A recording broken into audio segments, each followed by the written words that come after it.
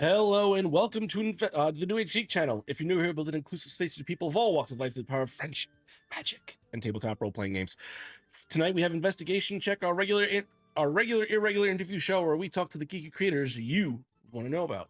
For tonight's episode, we have voice actor, Twitch streamer, and our goth queen herself, Vampire Camille. How you doing, Camille? I'm so good right now.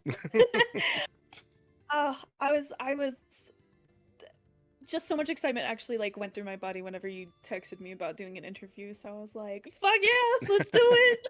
Oh, I'm glad. For everyone watching, we seem to have a little internet trouble. Hopefully we don't actually drop. But if this is a little choppy for you guys, I apologize. Tried everything I can, and we don't know why it's happening. Thank you, technology. That being said, what do you want me to call you? Cam, Camille, Van? Camille is perfectly fine. Camille? Okay. Where can everyone find you? What are you doing? You guys can find me on Twitch, on TikTok. I mean, I have my own merch, so you can also find me on there. Just mostly those platforms. Okay. All right. Your link tree is now in the chat for everyone if they want to go ahead and follow you and all the fun things. I think we're ready to get started. Are you ready to get started? I'm so ready to get started. Okay. I need you to paint me a word picture. Take me back in time. Just coming out the womb, little 6-pound, 3-ounce Camille. What is kind of your first introduction into geekdom? Is a comic, a book, a game, a movie, a TV show? Honestly, well, first thing, I was 7 pounds 6 ounces. Fun fact. Yeah, you were. Very much so.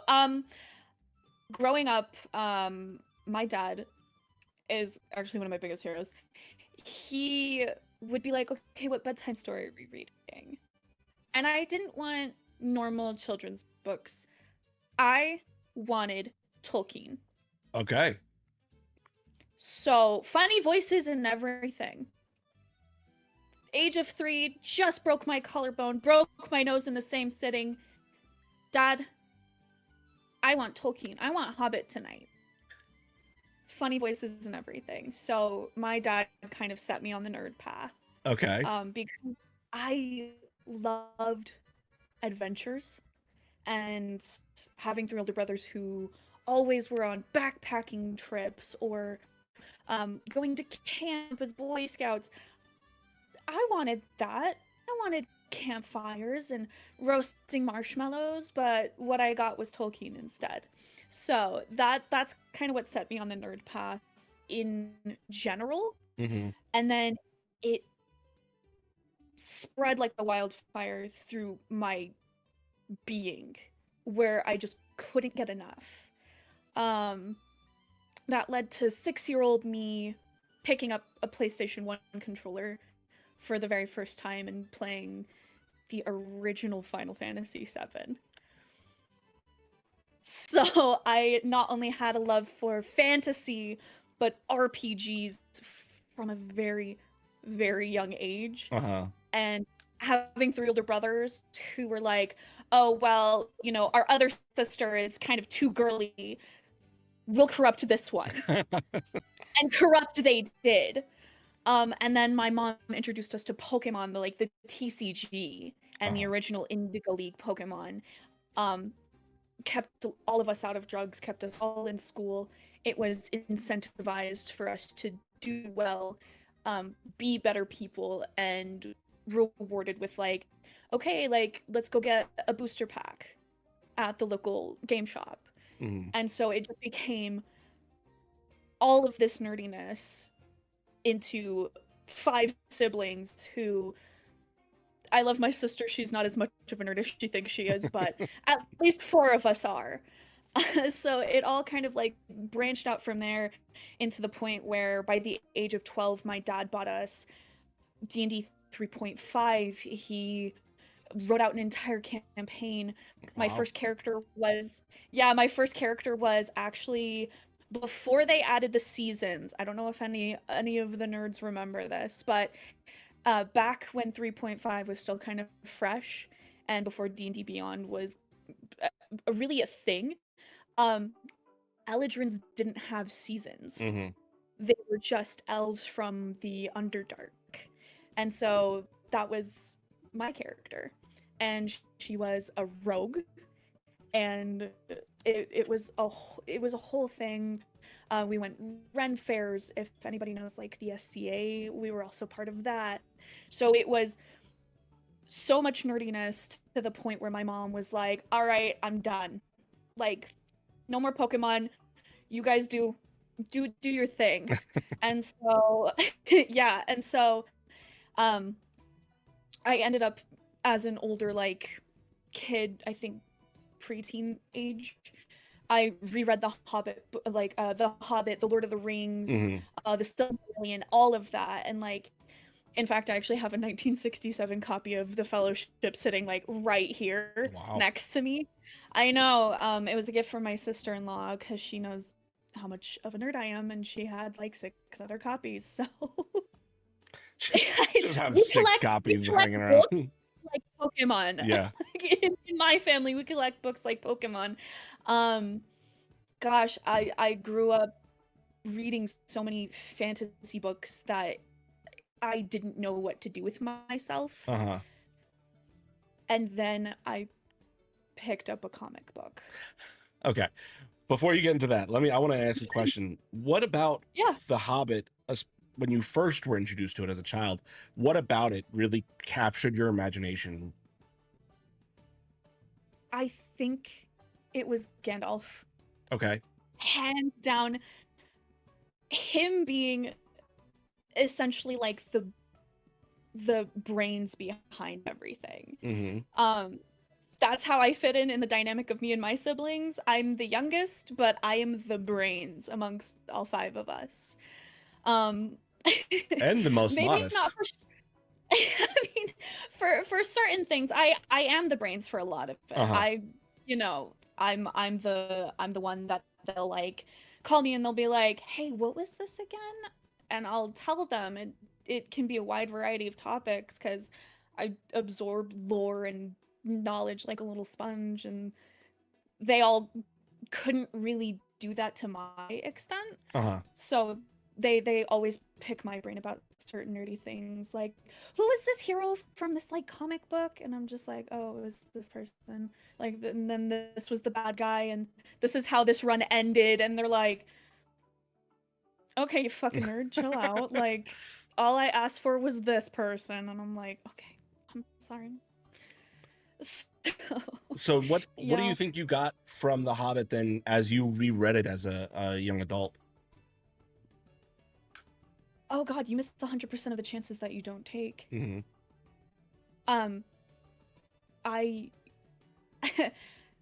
growing up as kind of like the shadow of the family, the youngest, the brains behind everything, I would let opportunity after opportunity after opportunity pass me by, and then hit that kind of young preteen era of my life, and I was like, no, I'm fucking done.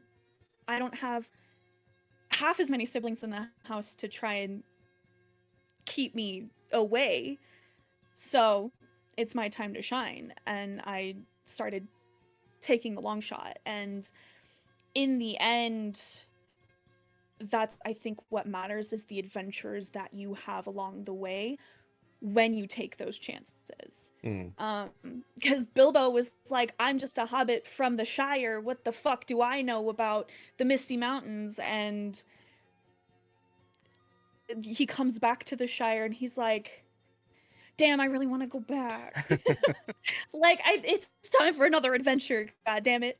But that was kind of the huge takeaway, that I was like, yeah, no, like, you miss out on the adventures you can have, you miss out on the opportunities, even if it's not the original end goal that you had in mind. So you said you picked up 3.5 and you started playing there. You say Gandalf was kind of like the first big connection you had to a character. How did that translate into that first character that you kind of put down on page and told stories with? Gosh, when you see yourself a lot in a character, it's easy to then create a character based a little bit on yourself. I feel Mhm. like every single D&D character I've ever created has been a piece of me Right. put into a different form.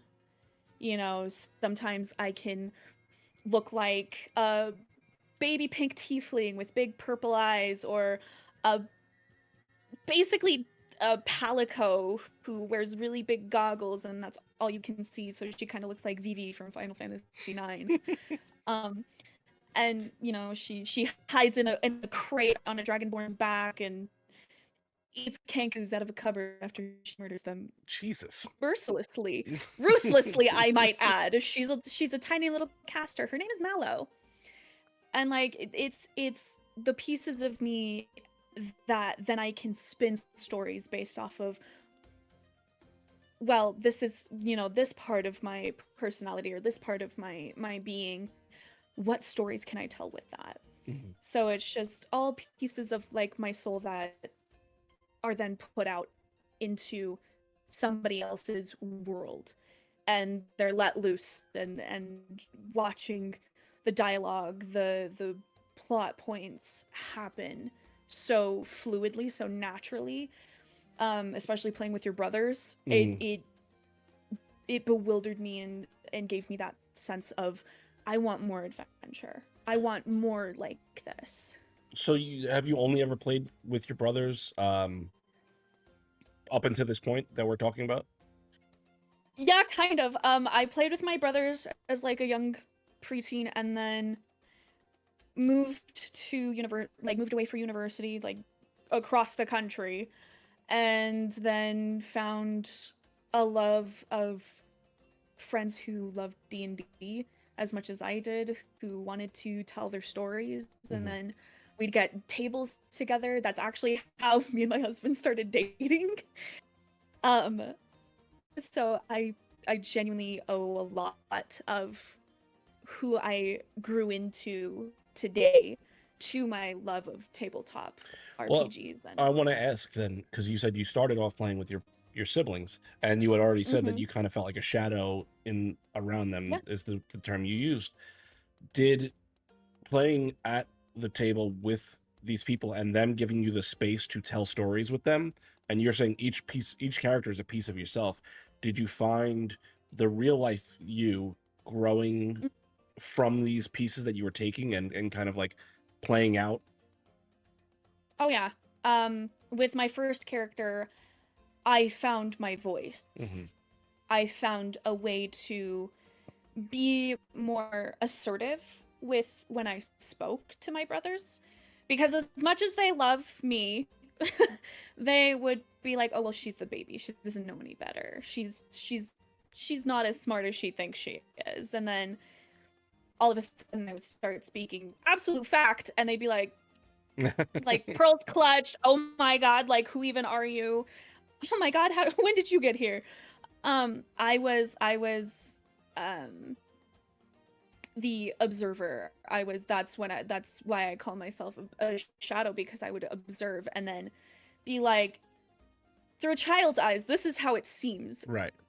And whenever they would just brush me off, then I started playing this character, and then I started getting more assertive and more forward and more confident in the way that I said things, and to the point, because then they listened. They started listening after that point, because they realized there was a shift Hmm. in personality. And then I became the favorite sister. So, hey, they're allowed to have that. There's two of us. So, is there any advice you would have then for like, oh, I think we just totally dropped stream. Oh no. Oh, oh, I think we're back. Yep, we're back. Okay, that was weird. That was super weird. Yeah. That's crazy. Anyways, um, what advice would you have then for people maybe like a little younger or in college or that feel like they're a little bit lost and are looking for their voice? Like, what advice would you have for them say they're making their first character. They're in college, fresh Oh. in college or fresh in high school. They finally kind of like, oh, I've heard about this D&D thing. I want to try it. Mhm. They've been and they want to express themselves or kind of crack open that shell. What advice would you have for them with their first character creation? Oh, honestly, the way that I did it, I found what was in my heart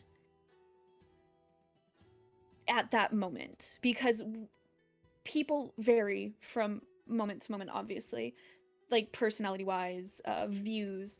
Um, but for fresh players, I always encourage, what is something that you feel you need more of for yourself? Be it you want to feel more confident, or you want to feel like you can do or say more. Um, be as articulate as you want to be. Find that need within your own person, and then build a character from there, because you can it's like muscle memory for me with my characters. I can pull from specific moments in campaigns in a in the blink of an eye, when, say, somebody, a customer at my job decides they want to be a little high and mighty, and you want to say some things, but you have to reel it in, so you kill him with kindness, essentially. Mm-hmm. Like, you find the need within yourself, build from that. Find what is in your heart, build from that. Like, if you want to feel more confident or feel braver, go for a barbarian, go for a paladin, something that hits heavy. If you want someone who's more self-assured, someone who knows who they can step into a room and create a presence, rogue, bard, ranger. Like, the possibilities are endless with whatever you feel you need in your life. Okay. You want to make your own friends? Become a necromancer. Jesus Christ. Okay. Oh. So tell me, what happens next? You kind of start playing at different tables. You're out there exploring things a little bit more. You meet your husband, your future husband. Yeah. Um, Yeah. what does your geek journey look like from there? Oh gosh. I created my tiefling character. She's a tiefling bard. She is in the, I want to say, College of Blades. So Okay. she's a blades bard. Um, and I already had the idea of who she is. Because I lacked confidence. I was, completely new here. Traveled 28 hours from bumfuck nowhere, Texas, to where I live now. And I needed that confidence boost. So she was that inner confidence, kind of like, hey, I'm here, like, knock knock, open up. I want to come out. And so I built this character specifically for me to pull from emotionally when I have my bad days, because she's my character. Mm-hmm. She's that piece of me, that need that I had, because I didn't have friends. I barely knew anybody up here. Brought her to the table, and everybody fell in love with her character. Everybody fell in love with the story I started telling with her, Mm-hmm. and in turn got to know me, not only through my character, but through interactions, noticing that I have similar quirks to her, similar little things that, like, make me tick. And they were like, she's just you, isn't she? And I was like, guilty. I built You my got me. characters based off of things that, like, I feel I lack in my own personal life, be it confidence, be it um like healing my inner child. My storm sorcerer is like healing my inner child, um because of some other stuff. Like, I there's a lot of trauma. As much as I do love my brothers, there is a lot of trauma that like, they had to learn to help nurture later on than instead of like, oh, we know she's our little sister, or like we keep her down. And then when I finally like had enough, put my foot down, was really starting on this healing journey for myself, finding the things that I needed for myself, creating characters that brought that out of me. They then started nurturing after realizing, oh, we kind of messed her up at the same time as like, here's D&D, like you're gonna play with us. Right. Here's all of this other stuff. You're gonna play with us. You don't have a choice. And I was like, hold on now, guys. Like, I know I love Tolkien, but like this is a lot, and I'm, I don't know what I'm talking about. So they made a huge switch in our relationships, like massive. I can call one of my brothers, he doesn't live too far away from me now, and ask him, about hardware for my PC, and he would be more than happy to talk with me about it. But it was a long journey. There was a lot of fighting, a lot of crying, a lot of nights where I kind of asked like, why me? And then I came out of it on the other side, and I was like, all right, Bilbo Baggins, I get it. Like, I've been dragged through fucking Mirkwood with the spiders and back. Yeah. And now I get it. I get why the adventure is so much more worth it, because you come out on the other side fully aware of the person that you either want to be or the person you are at that moment. Yeah. So where are we then from there? What does your journey evolve into from that point? Is it streaming? Ooh. Is it voice acting? Like, what's the next step along What's this the journey? haps? Oh God, I mean both. I mean pretty equally. I love my voice director so much.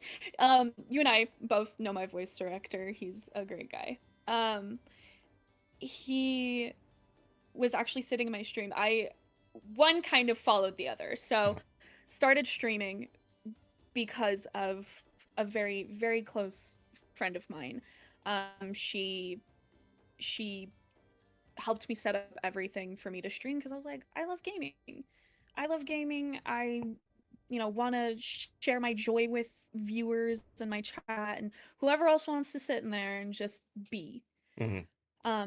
Take a load off at the end of the day, listen to me screaming at Jedi Survivor. Lots of screaming at Jedi Survivor. But from there, if I'm allowed to, Tech Frost.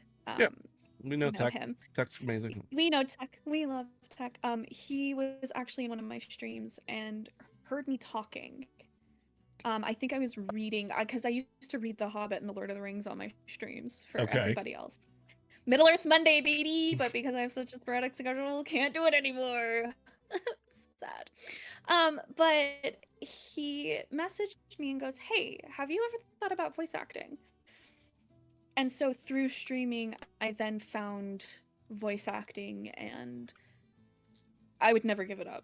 Yeah. Never give it up. The fact that all of my characters sound very different for like D&D, the fact that I'm able to just pull something out of my ass for a character at a table to here's what this person essentially sounds like, accent, age, and being able to be like, all right, let's fucking go. So I have streaming to thank for a lot of things, including the friends I have now, the confidence levels that I continue to have now, just because I'm able to be a nerd. I'm able to go off on my dumb little tangents on stream relentlessly. My poor chat. Really, I feel bad for my chat sometimes. I'm like, damn, y'all let me yap that long? Well, so I want to ask this though, because you said that your dad used to use voices when he at 3 years old introduced you to The Hobbit. Do you think that had anything to do with you wanting to get like exploring voice acting, and or the like, was there a seed that was planted there that tech just kind Ooh, of watered? subconsciously, probably. I Yeah. mean, you're not that far off. Like, I loved hearing my dad do impressions or like do silly voices for Gandalf, or like the very quiet mousy voice for Bilbo Baggins. Like I think subconsciously in my 3-year-old brain along the way I was just like, yeah, voice acting would actually be pretty fucking cool. And then I started reading The Hobbit on stream and started doing the exact same silly ass voices my dad did. And yeah, that's yeah. I mean, you're probably not too far off, but um watering the talent, nurturing that talent, I Yeah. think is the most important thing that has happened just from me wanting to share my love of Tolkien, and then tech being like, this person right here, Hmm. this vampire Camille girl over here, yeah, her, I want that one to voice act for me. Yeah. And I was like, okay, like somewhere deep in my brain I was like, I got this, I can fucking do this. I'm a So D&D player. I want to. That's going to be my next question. Then, what is the process like for you creating a voice versus the process of creating a character for D&D? Mentally, like the mental process Oh, for it. oh, so if I'm able to flex my voice acting, one of my characters, my pink tiefling, um, she's Irish, so she's got that soft lilt whenever she talks, and she'll be like, "Oh, guys, this is a bad idea." Just kind of, that's like a cultural background thing because my family were Irish Brazilians. So I pull from cultural background for me, and then I've got another character who, for her, that's cultural. I wanted to feel a little closer to one part of my culture since I was so delved into Brazilian culture growing up. Mhm. Um, but with my storm sorcerer, who's just the little tiny palico, like solid black palico character, she sounds like this. She's got a bit of a Slavic accent. She's very little and, hi, I'm Mallow. I don't know too much about the world. Um like I pull from my inner child because she wasn't raised with her own people, so she had to adapt to everybody thinking she's just a baby. So she's just permanently young. And um, so for me, creating characters mentally, when I go into that headspace, it's what story, what part of my life, what piece of my story am I trying to tell with this character, and how do I want them to initially act, react, what is their voice like, how, I'm basically their mom, so like I kind of tailor things to whatever their personality can come across as. Like, I know one of my characters, like, she's got the deep Russian voice. She's a 7'2" ASMR, so she's kind of like the brave, strong one that everybody sees me as. And um it's just going to a place of, okay, what story am I telling with this character? Mhm. What piece of trauma am I pulling from today? And then going from there. It's like somebody handing you a pair of scissors and saying, "Go, run." That's how I am with character building in D&D. It's what part of my personality am I pulling from, and what story from my past am I willing to allude to with their backstory and Right. making it their own. So that for me, I think, is a big thing. Like, you can make your D&D characters a little real, Mhm. and it brings so much more to world building and relationship building amongst the other players.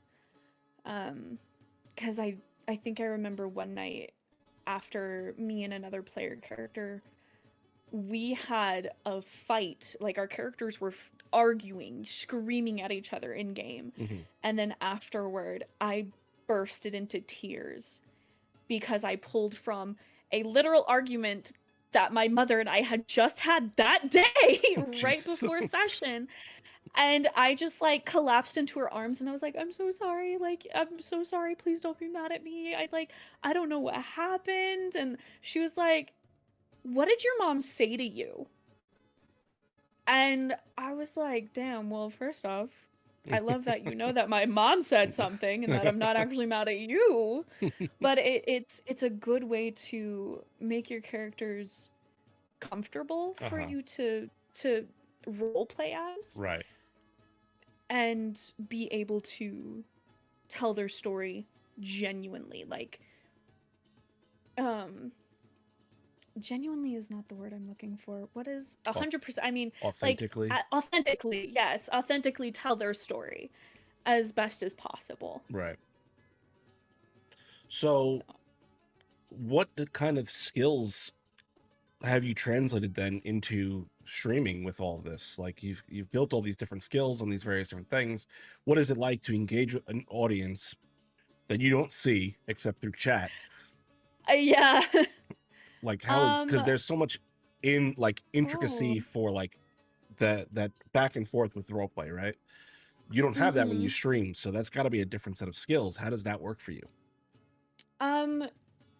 Knowing your audience. Okay. A lot of my audience was originally built on people I knew in real life. Okay. Which bless them. Just bless them for putting up with my shit for so long. But the fact that I could be as 100% joyous or, not quite at my best that day. Like, obviously, we always want to be putting on 100%, you know, all day, every day. But sometimes there are high highs and there are low lows. I struggle with my ADHD quite often. So sometimes I am all over that. I am on top of everything. I'm laughing, I'm joking. I set quite clear boundaries with chat rules, like my mods are on top of that as well. They have my back if I need them. But me having very human moments also didn't deter them. Hmm. Knowing that I didn't have to constantly be 100% all the time, just as long as I was able to be there and be amongst people that some of them I now consider family and very dear and close friends. Even though I might, even though I might not meet them in real life right now, that's like they still check on me. They still let me know that, hey, like, I thought of you today, like, how are you, and genuinely seeing the human experience and not feeling deterred. Camille is not a character. Camille is 100% a soft crybaby sometimes. My chat has definitely seen that on more than one occasion.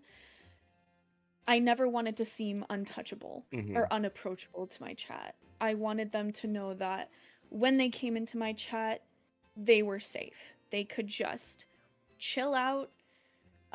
They could just put me on in the background and exist in, either my universe or their own. And so me offering that, I feel like made like solidified just how people see me in general. Like, now I understand why people think I'm so lovable. Now I understand why people don't care that, like, oh, this sad thing happened in this game I'm playing and now I'm like crying big fat Studio Ghibli tears. Like, they don't, that doesn't deter them because I never put on a character for them. Uh-huh. Um it's just about, hey guys, like, I'm gonna be honest, I'm not having a 100% day to day. We're gonna play a cozy game. We're just gonna exist. And that's gonna be that. If you like, if somebody DMs me to check on me, that's one thing. But I think the skill set, I picked up from that, from not putting on a character for my chat, Right. was being able to authentically interact with people. You know, because sometimes I feel like I'm a little socially awkward, but people apparently adore that. And I'm like, oh, okay, like, I can be an absolute goober and people love me. So it's just being authentic with oneself and letting your chat know, like, hey, I'm human-ish too. I know I'm a vampire, guys, but like, I'm people too. So sometimes I have people emotions, and sometimes they're big emotions. Sometimes I don't have the spoons to stream that day, and I'll apologize, and people are like, why the fuck are you apologizing for that? You can have a day off. You don't have to keep going and going and going. So it's about being authentic with oneself, knowing that it's okay to not be okay some days, to be honest.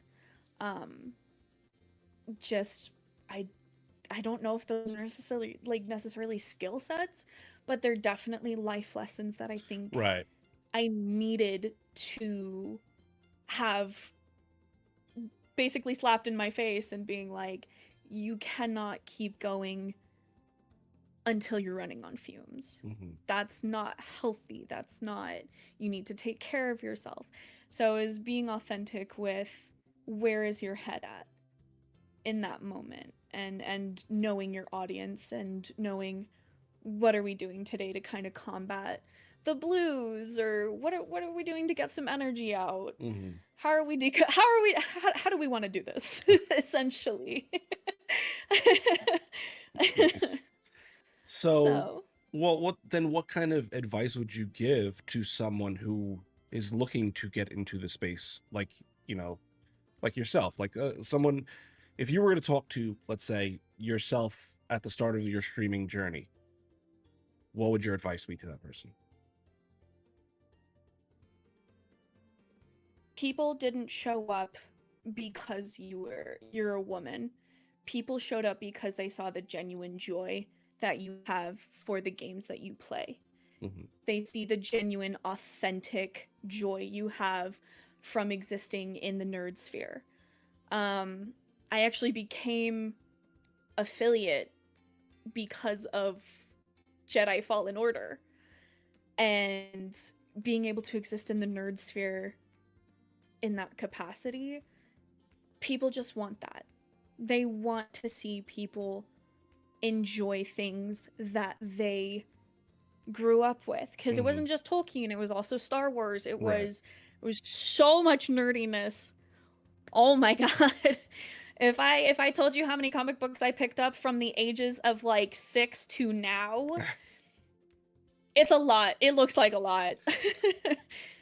But just don't forget to find the joy in your nerdiness, because that's what people came for, and that's what people fell in love with my streams.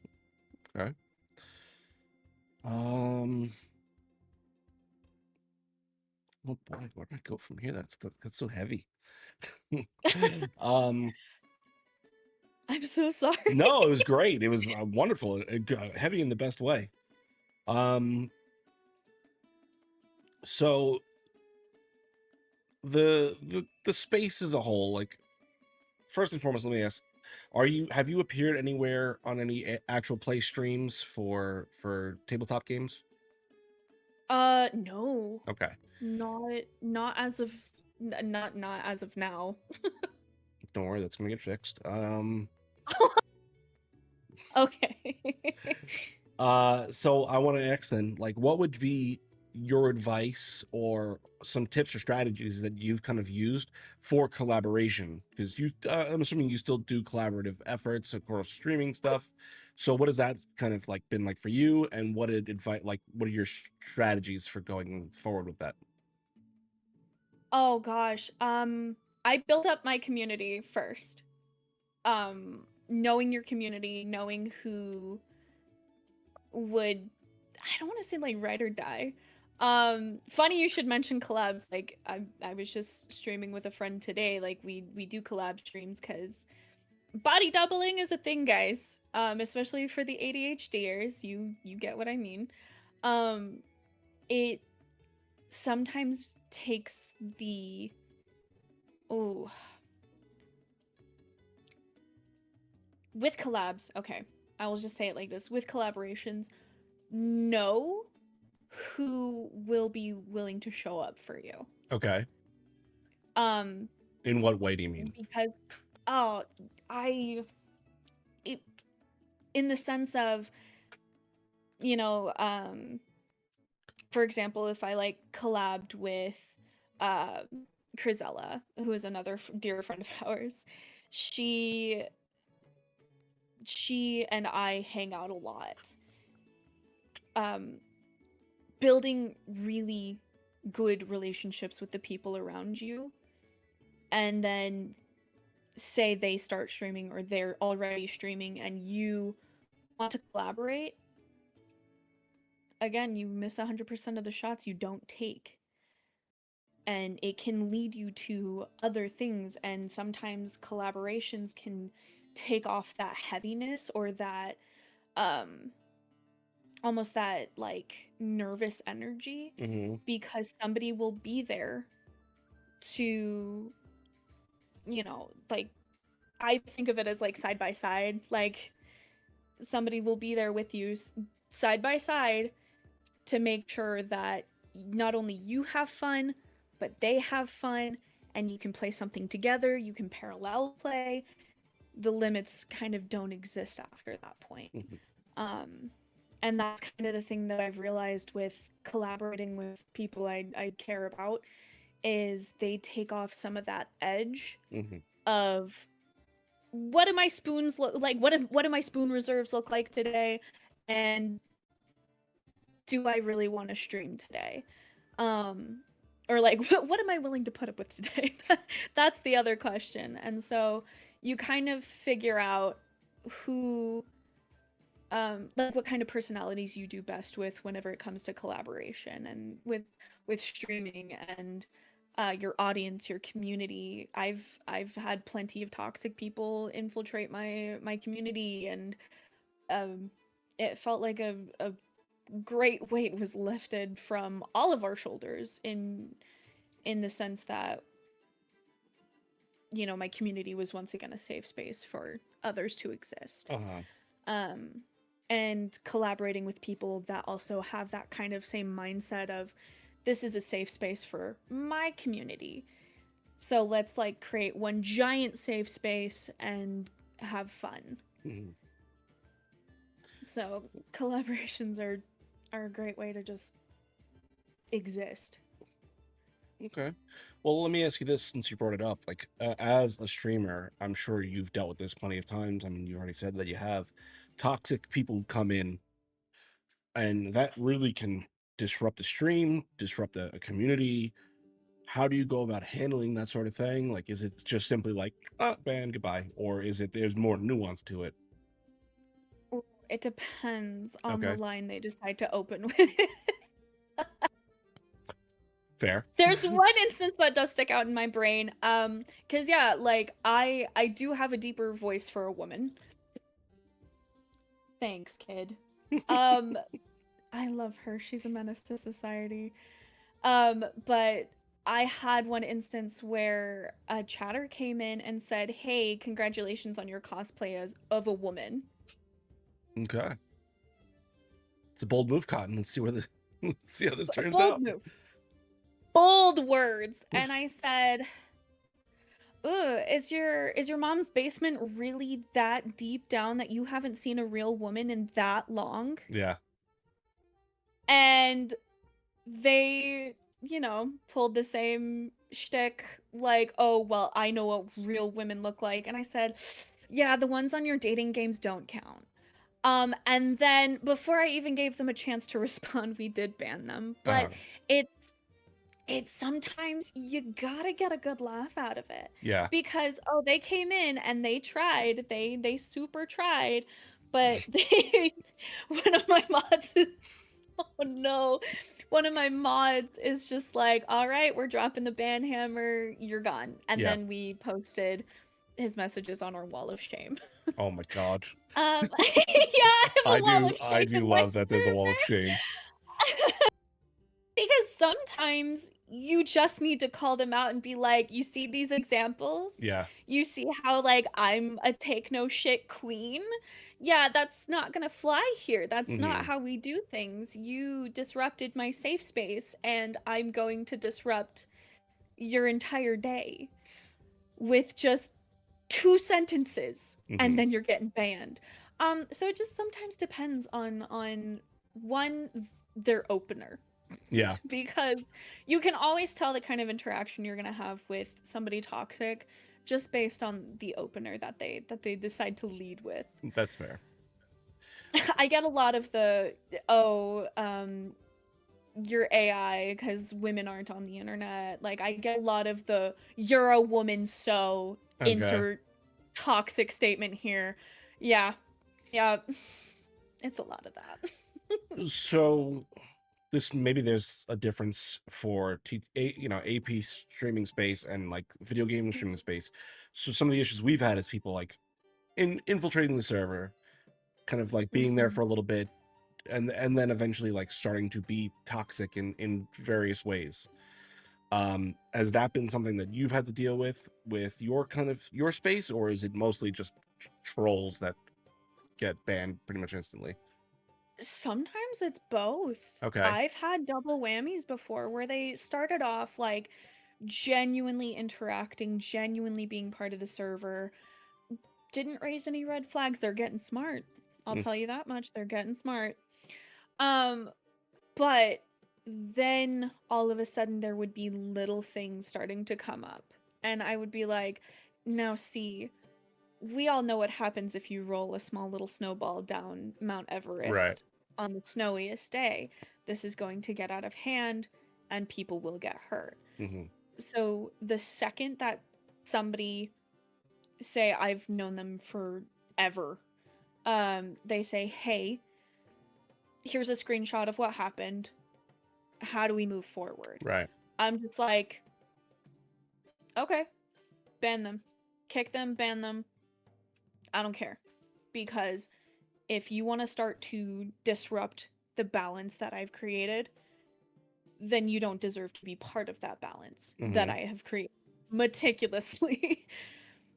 For people to be able to exist in my space, exist in their own little safe space, and be a part of like a safe little cozy bubble, um, that just so happens to have sometimes scary movie nights. Like, um, it's don't disrupt the ecosystem.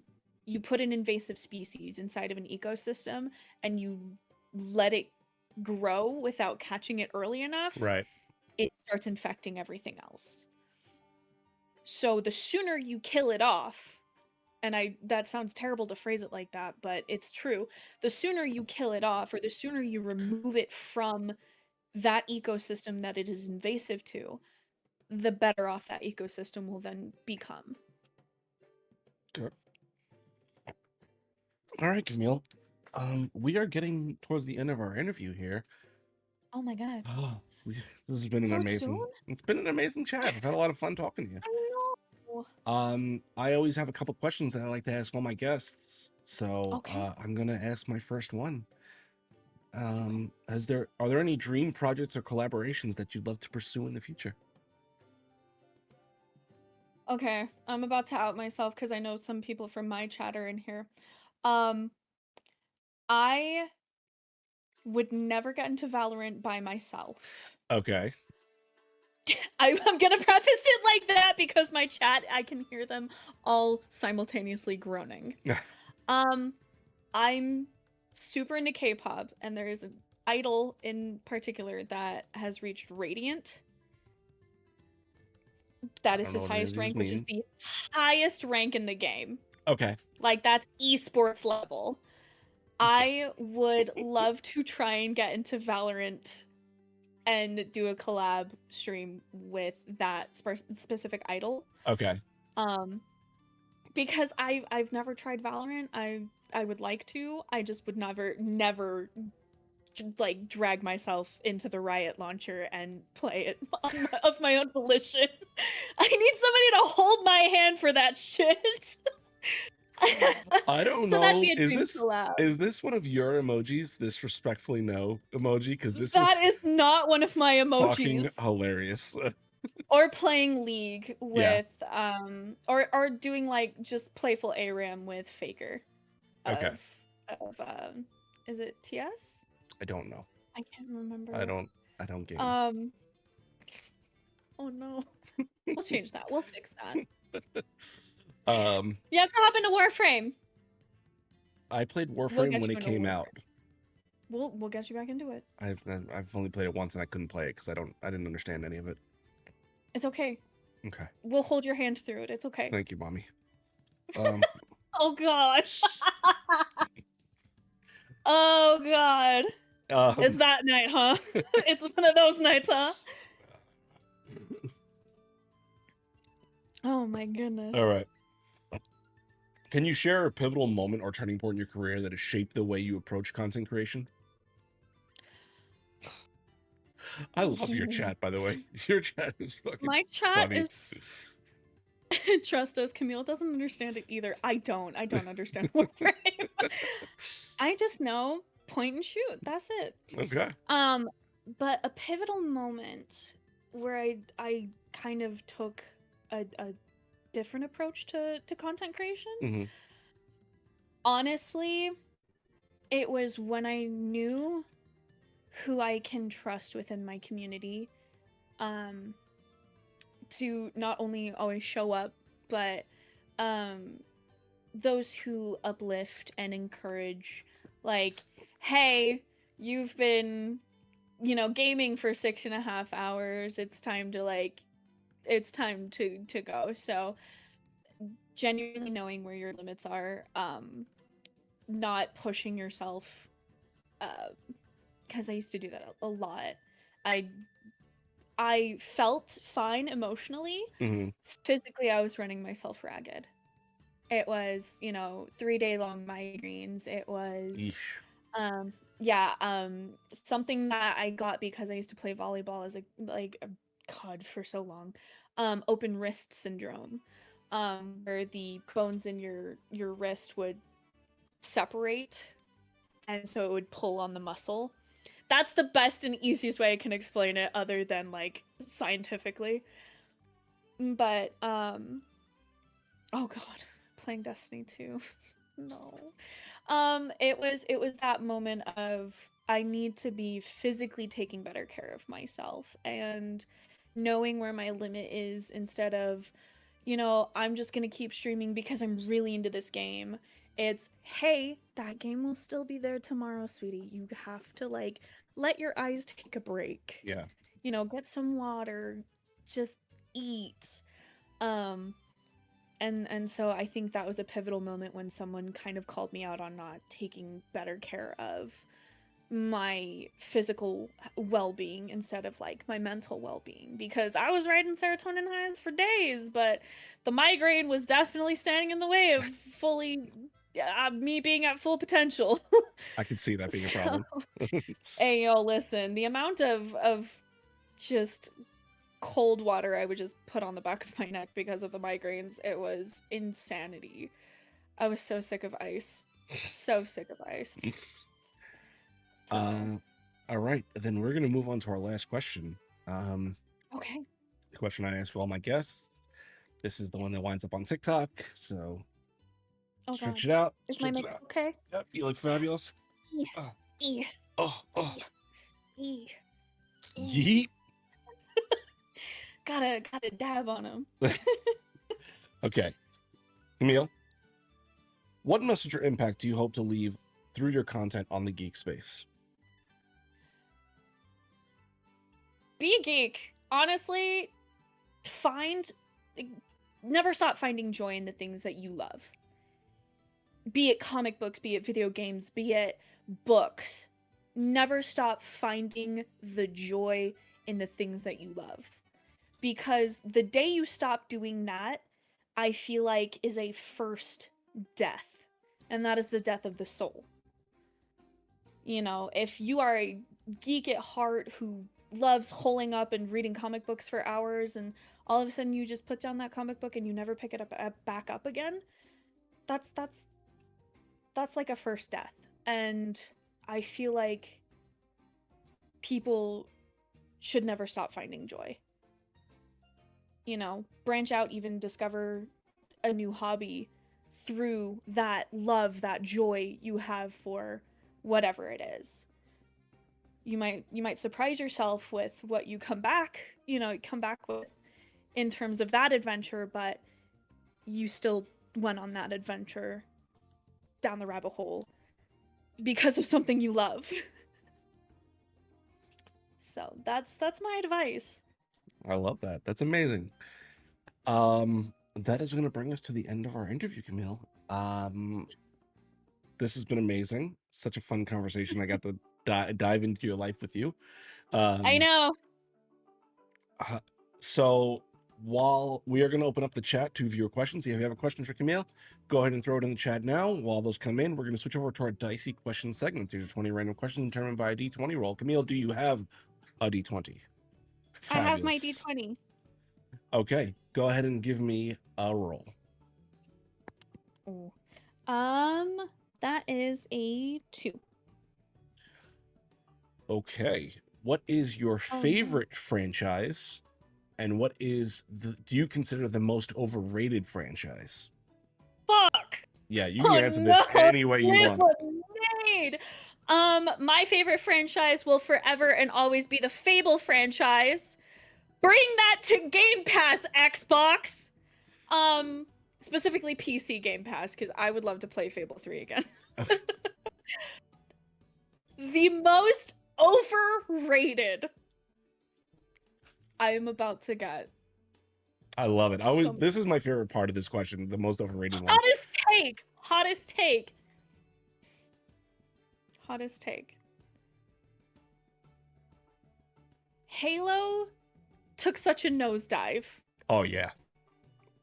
Halo became so overrated that I think it was just the nostalgia fueling the Halo community. You're overrated. You basic. I'm so sorry that I'm not that sorry. I grew up playing Halo 2 with my brothers.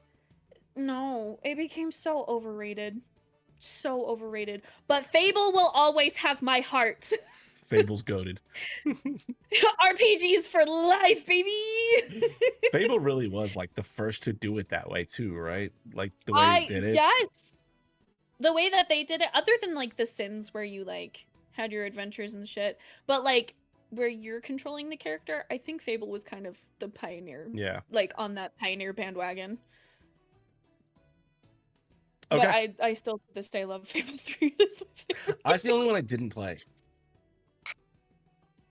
Yeah, it's the only one of those 3 I didn't play. Okay. Okay. All right, remember, if you have a question for Camille, go ahead and put that in the chat. Camille, roll me another D20. Okay. That is a 14. Okay, I feel like we already know the answer to this. PC or consoles? Oh, no. Oh, both. It's not an if or. Like, it's not an or statement. There are some consoles that I love. Uh-huh. Yes, I mostly game on my PC. However, I do love both. And sometimes it's just hard because some consoles come with some games and some consoles don't. Right. So, porque no los todos? Like, why not all of them? Right. I'm also not nitpicky. I'm not. I'm not as nitpicky with, like, oh, I'm a console gamer. Okay, that's cool. Just as long as you're not a dick about it. Like, right. We're cool. But why the it's an second that I'm argument like, is ridiculous to me. I don't understand. I grew up with both Sony, Nintendo, Sega, and Xbox. I played the original arcade Doom on my home computer. My dad actually taught me Doom when I was like 9. Nice. Other than like Tetris and Minesweeper, but I never had a preference for either. I'm like, okay, I love gaming. if I can get this game on this console, great. If I can get it for my PC, great. If it is exclusive to that console, I want to punch the developers in the throat. Not the point. But I'm not picky. I'm not picky. I like either or. Okay. All right, we got a couple questions coming in so far. Give me All one more right. D20 roll, and then we'll jump over to those questions. And there's still time to put in questions if you have any questions in the chat. That is a 9. I've got 9. A lot, I feel like. If you could live in any fantasy world, which would you choose? Not Fable. Sorry, I don't need my older brother trying to kill either the man I love or the people of the town for me to decide what I'm gonna do with my life. Ooh, Monster Hunter. Okay, I was not expecting that. Why? Because I feel like if I were to live in the world of Monster Hunter, I could tame a Nargacuga and it would be my battle buddy. Okay. And if nobody knows what the Nargacuga is, it is a bat wolf that is cool. the size of like this room. Okay, that sounds cool. But He's why so not the cute. Hobbit? Do you know who Glaurung is? Do you know who Smaug is? No, Smaug is. Isn't that Glaumenrog is the first dragon, like the really big one? So that's in Calagon the Black. So in Okay. Calagon the Black was from the first war with Morgoth, the Right. first Dark Lord. Which is where Sauron kind of fell in a way. Mm-hmm. Glaurung is actually the father of Encalagon the Black and Smaug. Okay. Okay. Mm-hmm. All right. Yeah, I'd rather not live to know the dragon that is taller than Mount Everest. Yeah. Thanks. Did you? But a Nargacuga, I could. Did you watch the Monster Hunter movie? No. I saw it, so I still don't know what happens in Monster Hunter. Oh, I mean, I think that we could be offering better jobs as like, instead of fighting and killing these beasts, why not try and understand them and tame them and like, I mean, I have 2 cats. I used to have a pet tarantula. I used to have 2 pet rats that were named Garat and Ratskier. We're not going to talk about it. Yes, Garat of Ratvia. Yep. I love it. It's fabulous. But I love odd creatures. I Mhm. think they deserve a chance to be loved and adored. Okay. But Nargacuga has my heart for Monster Hunter, and I'm just like, I would love to get up close and personal. If not Monster Hunter, specifically Final Fantasy VII, because Vincent Valentine was my first fictional crush. To this day. I actually have a Vincent Valentine magic card. Okay. For my red black deck. And it's flippable, so he turns into like his beast form. Ooh, all right, cool. I know, it's dangerous. That sounds. He's a 57-year-old trapped in a 27-year-old body. Chaos gods, am I right? I haven't played Magic since the 6th grade when all my cards got stolen. No. Yes, well, since my cards got stolen. I started with Pokemon, moved to Yu-Gi-Oh, and then Magic the Gathering was like, oh, my husband is in chat. Like 3 Christmases ago, I want to say, because I have a red-black vampire deck. Okay. And that's the Vincent deck? It's the Vincent deck. Gotcha. I mean, he's just better, but like, listen. If it's not Vincent Valentine, it's Soren Markov. Okay. 3 years, yeah. Okay. Thanks, honey. Thanks, honey. I love you. Yeah. Okay. So we're gonna switch over to our viewer questions. If there's still time to throw those in, we'll keep them going until we're finished. This is from Tim the Blue Man. What's up, Tim? What has been your hardest part of breaking into the social media aspect of geek culture? Oh God, what hasn't been the hardest part? I think people misconstruing things that happen in comic books into movies. The reason I say this, say that one more time. I didn't understand what you said there. So whenever people think something, so say like for a comic book reader, I know that Falcon, Sam Wilson, becomes the next Captain America. Mm-hmm. Whereas social media, when they are talking about a new Marvel film coming out, they're like, oh, Marvel's going, you know, woke, which you say that word, you keep saying that word, I don't think that means what you think it means. And my mom kind of complaining about it because she's like, well, I saw it on Facebook, and I was like, oh, well, there's her first fucking problem. Secondly, that happens in the comic books. Right. Being able to break away from, oh, well, there's this wildfire on social media about like geek spaces, the geek sphere, in terms of like, oh, well, you know, they're doing this thing with this nerdy, you know, fandom. And me having to be like, hey guys, so this actually happens in the comics, or like this actually happens in this storyline. This and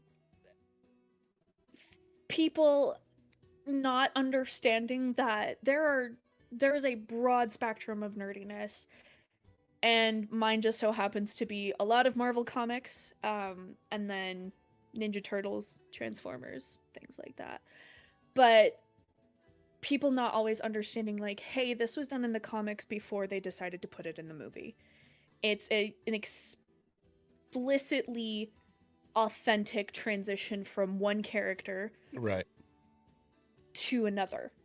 And so I think the hardest part is people not wanting to listen to, and I hate playing the I'm a woman card, but they hate listening to a woman.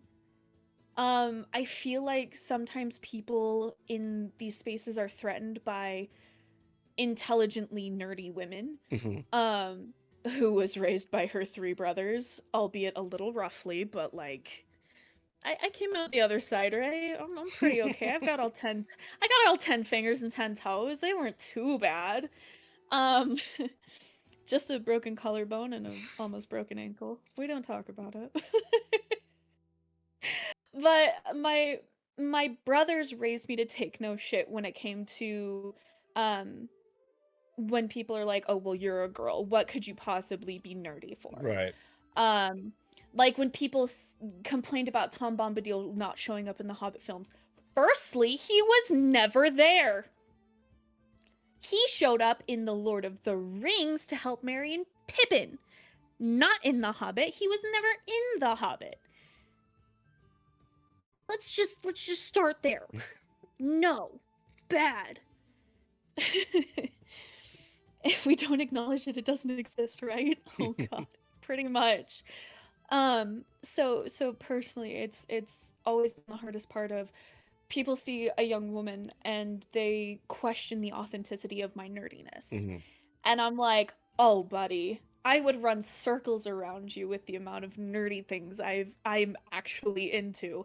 I have a Transformer tattooed on my body. Like, fight me, Scrub Lord, I'm fucking ripped. I started playing League when one of the only champions originally was Volibear. Like, come on. And I have his autograph sitting on a shelf. Like, be so for real. Right. I contain so much nerdiness that sometimes I shake like a fucking chihuahua when somebody brings up something I like. So I think that's been the hardest part, is just having a specific set of chromosomes and then people being like, oh, well, you're just a woman, what do you know? And I'm like, well, funny my story. good bitch. My good bitch, listen to me very carefully. According to this page, being the entirety of when, you know, this person's on this adventure, like, this never happened. And they're like, oh, well, shit. you have screenshots of that? And I'm like, well, fucking yeah. Yeah, I do. I come with receipts. You step up correct or get corrected, my guy. Oh boy. I want to ask you this I'm question. aggressively adorable. I love it. I love it. And I want to ask you this question because you brought up Marvel and the MCU. Absolutely, go for it. As someone who also enjoys Marvel, Okay. and the whole reason for the Infinity War, Mm. what are your thoughts on Thanos' reasoning in the MCU versus his reasoning in the comics? And now that they have introduced death in the MCU, what do you think the ramifications for all this is, and why didn't we get to this point earlier in telling the Infinity War saga? Oh, I feel like we didn't have the correct players yet. Yep. Obviously with Agatha Harkness, Mm-hmm. I love Agatha all along. Genuinely, such a good series. I'm a little spooky. I'm a little witchy. I'm a whole lot of bitchy, but like, it's it was one of my favorite introductions. Whereas in the comics, for people who don't know, let me quickly break it down. It is, I'm doing this to impress a woman versus the overpopulation of worlds needs to stop. That's the difference. Firstly, I think I should have played Death, but secondly, I don't think we had the correct players in play quite yet. Right. For them to bring in Death, but now that we have her, how are we going to incorporate Deadpool? That's my question for you. I don't think they will. I really don't think they will. Well, wouldn't they? I think we're gonna see Ryan Reynolds Deadpool for the last time in the Secret Wars movie, and I think that'll be it. Doomsday. Yeah, and I think it'll be Secret Wars. I think we'll get Doomsday, Yeah. and then we'll get Secret Wars after that, and I think that'll probably be it. Maybe. Yeah, because the man is like vice gripped onto that franchise. Yeah. Unfortunately. I think it's gonna be kind of a. I wouldn't mind seeing a spin-off series. That's a great point. That's true. That would be really cool. I feel like the MCU could always retroactively bring Death and Thanos together. Yes, but in what capacity? Because the MCU reasoning was kind of lame. Yeah. And I will agree with Tim on this one. Or Timmy. On that one, where it was lame. But I mean, doing it to impress a woman? Let me destroy half a universe for you. If that's not romance, I don't fucking know what is. Right. Such a better story, in my opinion, than it's a better love story than Twilight, I'll fucking tell you that much. Jesus. I don't yuck other people's yums, but goddamn, that was the cringe. I went after the plot, not the people.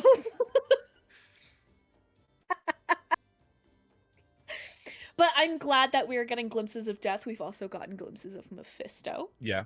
Who is by far one of my favorite MCU like shadow villain characters of all time. In the most unlikely form. Do we know anything about the new Spider-Man movie, really? Not yet. No, right? We've just seen like him on a tank, basically. Yeah. Other Punisher's in than it. I love John Bernthal. I would fucking marry that man. I met Ben Barnes last weekend! And if people don't know, he played Jigsaw in the Punisher series, and the man absolutely failed miserably to not act like a dork about my cosplay, and it was hilarious. Where can we see cosplayed. cosplay? My cosplay? Yeah. I will post it to my Discord server, so if you guys want to, you can always hop in the Baby Bat Cave and check out photos, previous streams, a really funny clip of me sneezing. It's oddly specific, but I got a video shout out it was a clip of me sneezing midstream. Okay. It was funny in the moment. But you guys can always catch me on Twitch. You can find you can find some of my voice acting stuff on YouTube. I will tell Tech if you're in chat right now. I need links to things. But we're starting to put out monologues for side characters and more stuff for the webcomic that I am a part of. Not only doing voice work for, but co-voice directing, co-writing, helping bring together an entire world, an entire cast. God, I'm doing a lot. I'm doing a lot, but mostly streaming and voice acting, and you guys can find me on Twitch. You guys can find me on TikTok. I might badger you with K-pop memes, but hey, that's just how I roll. Thank you so much for having me. It's been a lot of fun. I feel like I'm such a yapper. I'm so sorry. You're definitely not. You're good. Trust me. Oh my goodness. I have really loved being here. I love talking about the nerd sphere. K-pop memes and slideshows. that chatter specifically asked for that. It's fine. I got enthusiastic consent for that one. Enthusiastic consent is sexy, my friends. I don't want to get into that. No, I've really appreciated being here. I was originally really nervous. Like, I choked down those steam buns beforehand, and I was like, I'm gonna die. But I've really appreciated being here. I appreciate you. You're becoming one of my favorite people. I'll ruin that for you. Don't worry. Wait till we get to the tabletop stuff. Yep. I can't wait. Hopefully we get to see Camille on some actual plays on this channel and other channels soon. We're going to go. Yes, we're going to raid out to a channel. We don't know which one yet, so stick around. New Age Geeks will not be here next week. We will be on vacation because it is fall break, and I'm going to go on vacation. Oh. That being said, I've got nothing else. If you've got nothing else, remember, we love geeks. Good night.